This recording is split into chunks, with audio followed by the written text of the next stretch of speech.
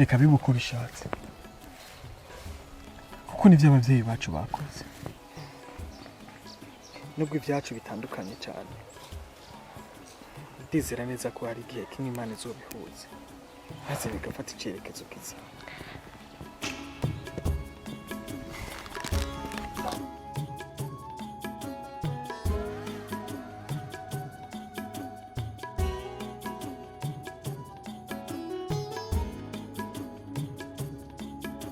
Angeli, ndakumva Kevin. Naragukunze ariko ntabwo wigeze ubona agaciro ku rukundo rwanje. Naraguhaye umutima wanje ariko ntabwo wigeze wakira. Nakugize umwunganizi w'umutima wanje ariko ibyo byose ntiwigeze ubyiyumvira. Uno munsi ndigaha rero kugira je nawe tubwizanye ukuri Angeli. Hoba hari uwundi muntu iyo barigeze kuba gukunda kundusha. Nakwambitse impeta amarira yakarakoroka mu matama yawe. Bwanje nibagije ko n'amarira y'ibyishimo umukunzi wanje araryohewe kuba jewe ndamwambitse impeta. Ariko uno munsi nibwo ngiye gutahura neza yuko hari irindi banga rikomeye kandi ridasanzwe ryari yinyegeze muri ajya marira yawe nabona ujya munsi. Kubera iki Angeli igihe nakwambika impeta kandi atigeze aza ngo yicare hagati yacu yaciye afata umwanzuro wo kwicara ukwiwe. Kubera iki aya majambo wayabwiye Naomi Angeli, kubera iki?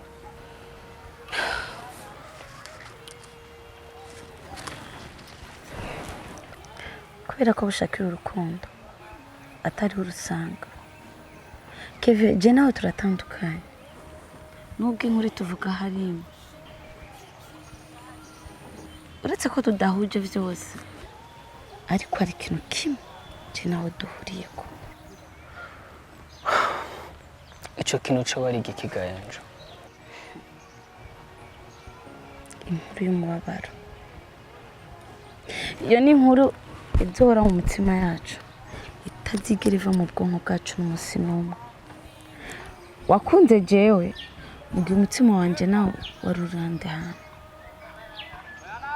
Nanje nakunze Mr. Khan mugihe umutima wiwe nawe wari uri kundi muntu. None je nawe nindadutabara.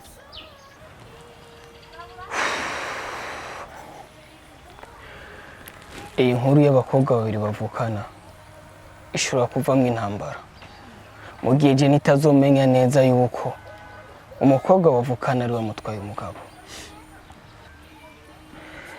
Iyi nkuru y'umubabaro iri hagati mu mitima yacu ariko ndakeka ko je nawe tuba tugifise amahirwe yo guhindura ibintu. Angeli, je nawe turacafise amahirwe yo kugira amahitamo meza maze gukunda batadukunda tukabishira ku iherezo. Ushobora kuba ukunda kandi nibyo ariko ntiwirengagize neza ko kandi afise umugore agomba kubana nawe. Angeli, je nawe turakwiye gufata ivyemezo maze twirengagize yuko twaba twarigeze gukunda. Ndagusezeranya ikintu kimwe Angeli. Ngiye gukorana ubukwe na Jenita kandi ndabukora atakunanirwa. Ariko nzokorana ubukwe na Jenita ariko nawe waronse undi muntu mukorana ubukwe. Kandi iki kintu uzokwamukizirikana ubuzima bwawe bwose. Guhera uno munsi inkuru y'urukundo rwanje nawe ishitse ku iherezo.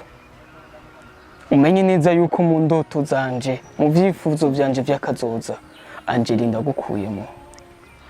Ijambo ndagukunda nijya nyuma ndarikubwiye. Ndakwifurije ubuzima bwiza Angeli. Ndakwifurije kubaho neza no kuroranirwa mu buzima bwawe. Ndakwifuza amahoro n'iterambere kuko ndazi neza yuko urugendo rutoroshe. Guhera uyu munsi ngiye gutanguza ubuzima bushasha Naomi. Ngiye kumukunda maze ndamubwira uw'agaciro umutima wanje. Guhera uyu munsi Naomi ngiye kumugira umwamikazi w'ubuzima bwanje. Iryo ni isezerano ndaguhaye.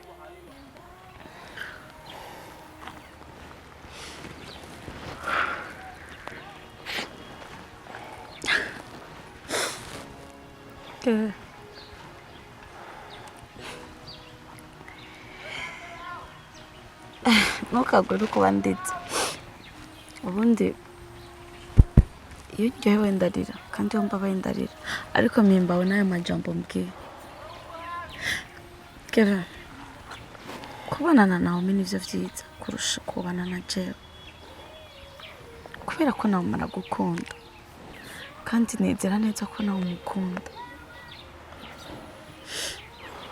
Wanyifurije kubaho neza nanjye reka ndakwifurize kuzugira urugo rwiza. Nzumva mpimbawe, nzumva nibohoye mu mutima wanje musi nzobabona we na Naomi mubana. Imana izibagirire neza. Guhera uyu munsi ngiye kwiga kubaho ntagufise Angeli. Guhera uno munsi inzozi ivyiyumviro byose nenda gufise ko ndabishize ku iherezo. Guhera uyu munsi ivyibutso byose twagiranyije nawe, yaba amajambo meza twayaze, yaba inkuru y'umubabaro twagiranyije nawe, ndabishize ku iherezo.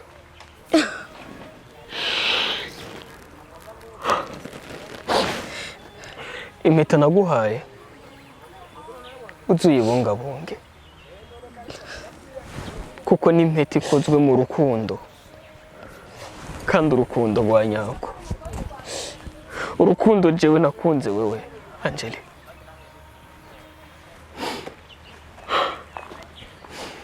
Nibyashika ugahura n'ukunda uzuyimwambike, uzuyimuhe maze ibicibutso gikomeye cyane cy'urukundo rwanyu. Ndakwifurije ibihe byiza, ndakwifurije kuroranirwa mu buzima bwawe, ndakwifurije amahirwe n'imigisha mu rugendo rwawe Angeli, koko ndabizi neza ko ari urugendo rutoroshe. Ese wombera inshuti?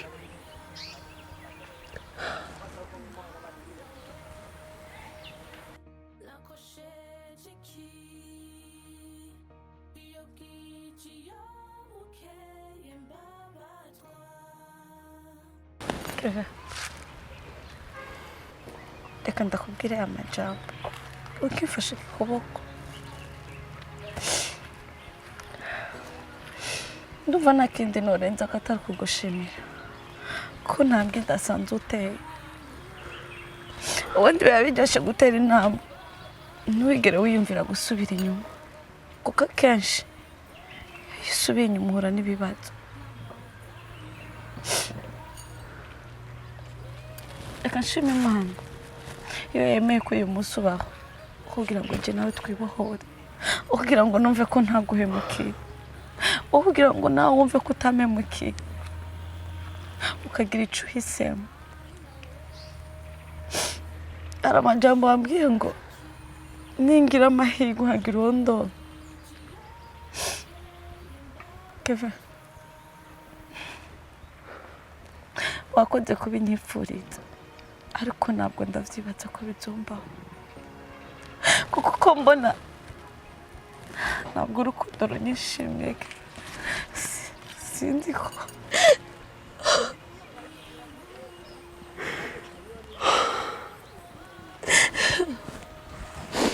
urabeho Angeli.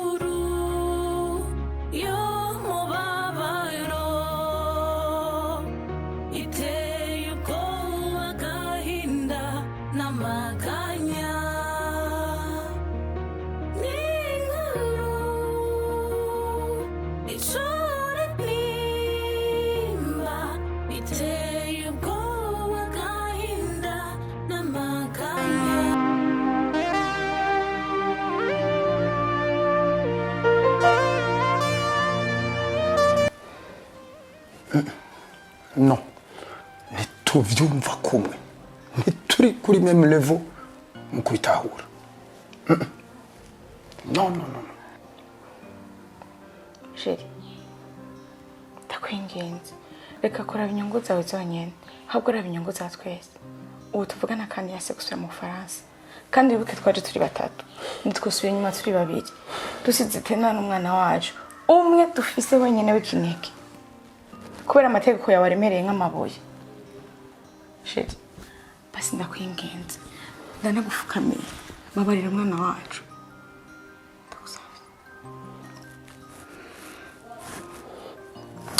Ndekura none. Ndekura. Reka kumpatiriza kugukubita. Ndekura none.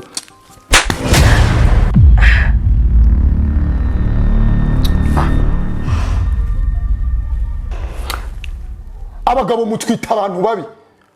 Kubera ko abagore ari mwebwe mudukoresha amakosa. Nk'ubu hagati yanje na wewe. Ninde munyamakosa? Ni jewe cyangwa ni wewe? Jewe ngomba yuko kandi atwara ujya mukobwa. Wewe nawe sinzi ibyo ushaka. Wewe ugomba iki none? Qu'est-ce que tu veux?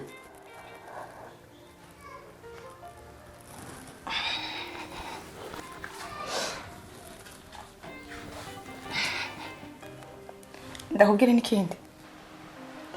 Nubwo nkubita ugashaka ukananyica sishaka kusaba umufasi namutwaye kandi ico konda ukuye kumenya ico ngana wacu akeneye tukamushikikira. Achari ya Chanaki yatugiriye ibintu vyiza vyinshi. Ataritaba Imana uribuka amasezerano twagiranye. Uribuka yuko twamubwiye ko umuhungu wacu ategerezwa gutwara umwe mu bakobwa biwe. Jewe sinkeneye kw'iryo sezerano turi ciruhande. Ritegereza gushika vyase bikunze. Hari uko twogerageza gushikana ayo masezerano. Tutabitwaye igihuti nko kurabitwara. Ikintu cyambere kuye kumenya ko kana kuye kubana n'umuntu akunda. Kandi nawe yibuke. Nawe utarahura nanje ukibana na Maria Tereza. Ibuka uburyo warubaye nta mahoro arufise. Nta n'umutuzo warufise mu mutima. Ariko tumaze guhura ko hana gukunda. Waruse amahoro mu mutima. Biha agaciro rero hena agaciro umuhungu wacu abane n'umuntu akunda.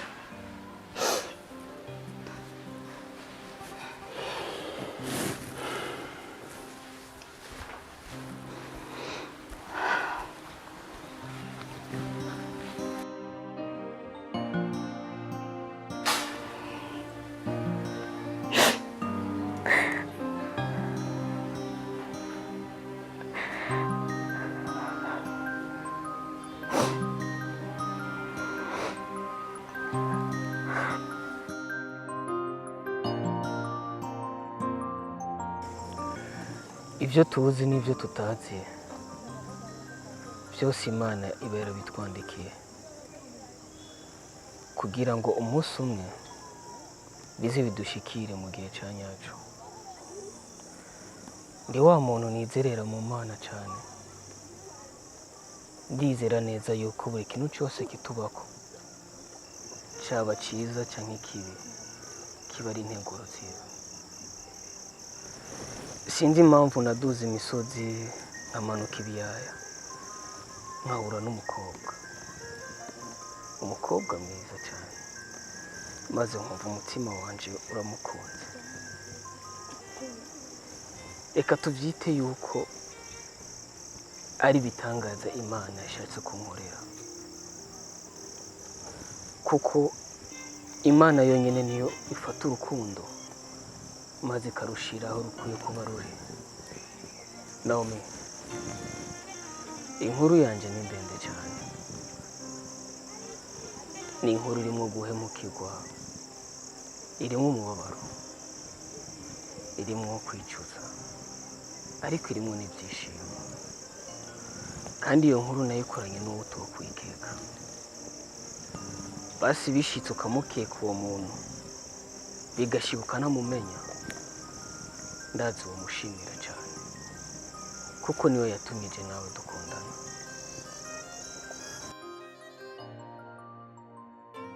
Naomi, ndagukunda cyane.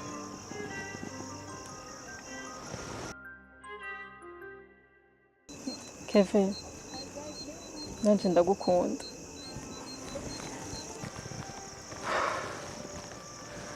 Inkuru ya jewe na Angeli yari ndende cyane.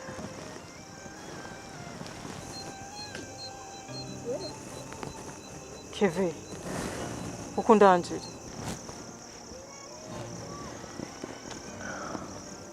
Naomi, umunsi wo presenta Angeli naranezerewe cyane mu mutima.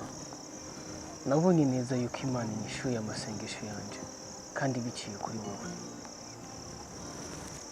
Ariko nawe nyine naribagije, none kubera iki Angeli ndamubonye kandi maze kugukunda wewe nuri imisozi myinshi itandukanye, ngenda amajoro menshi cyane ndamurondera Angeli. Nabona neza ko ubuzima bwanje budashobora kugira insiguro nafise urukundo rwiwe. Nabona neza yuko ku bwanje jewe ntuzuye ntamufise hafi yanje.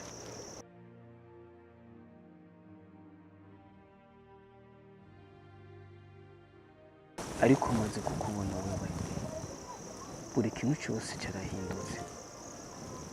Ndatangazwa n'ukuntu Imana yabihinduye maze kwampuza nawe. Ukuntu Imana yampujije nawe, ivyo ntubimbaze. Kevin, ni wowe 14? Iryo zina wari kurira. Angeli yarakumbwiye rihagije, ariko sinigeze menya ko ari wowe Kevin. Ni wowe Kevin? Yego, yego cyane.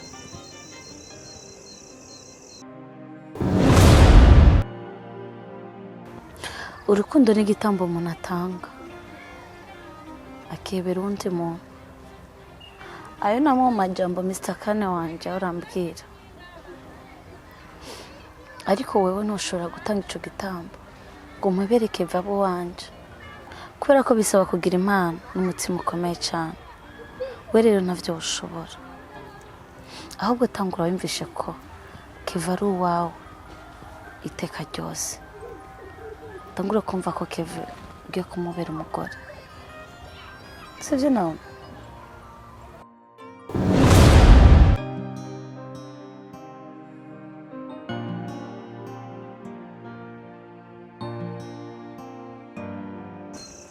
Mu majambo menshi Angeli yambwiye, sinigeze menya ko ari wewe yatamze igitambo akakumpebera.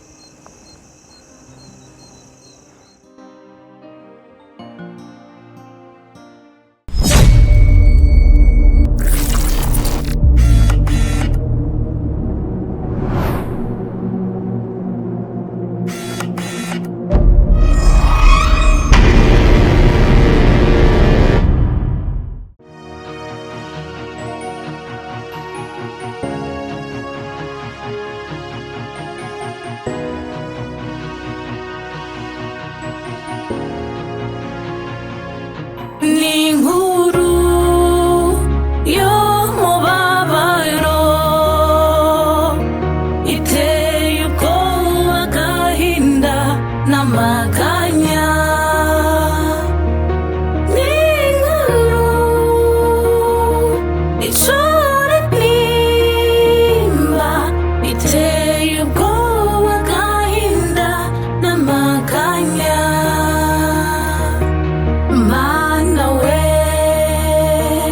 Nakosheje iki iyo bwije iyo bukeye mbabazwa. Hello guys, nizere ko mumeze neza.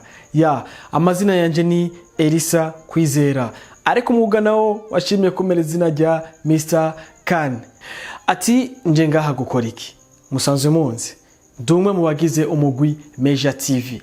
Nje ngaha ndabinginga mfukama mwebwe mudukunda, mwe mukunda ibikorwa vyacu. Ndabinginze nje ngaha kubasaba subscribe yanyu. Please, wewe umaze kuyikora respect, ndakubaha cyane. Ndakwinginge ubwire mugenzi wawe iyo batarayikora adufyondere kuri subscribe. Nawe wese rero utarayikora umaze kuraba iyi video ikakuryohera, ndakwinginze ukore subscribe, comment, share, bose kandi ubashikirize ubu butumwa ubabwira ati inguteze imbere aba bana b'igihugu. Turabinginze, ni mwebwe ba bosi bacu, ni mwebwe dukorera, rero turafukamye turabasavye mudukorere subscribe kugira ngo natwe turonke ingufu zo kubandanya dushirako ibikorwa vyiza kandi bibaryohera. Ciao ciao, yari Mr. Khan.